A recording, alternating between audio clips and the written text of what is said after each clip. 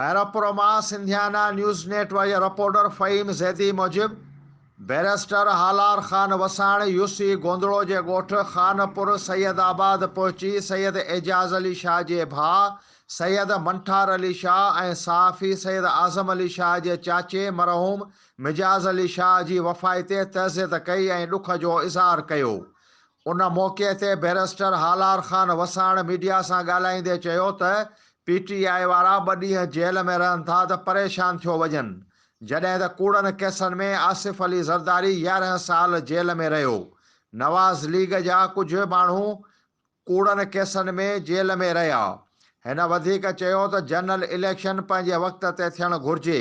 अगरि वक़्त ते इलेक्शन न थी त मुंहिंजे ख़्याल में मुल्क खे नुक़सानु पहुचंदो। अगरि इलेक्शन वक़्त ते थींदी त ॿियनि मुल्कनि ॾे पैगाम ईंदो त पाकिस्तान में इलेक्शन वक़्त ते थींदी अचे। उन मौक़े ते बैरिस्टर हालार ख़ान वसाण पारां दरगाह सैयद ग़ुलाम अली शाह जीलानी ते चादर चाढ़े दुआ पिणु घुरी वई।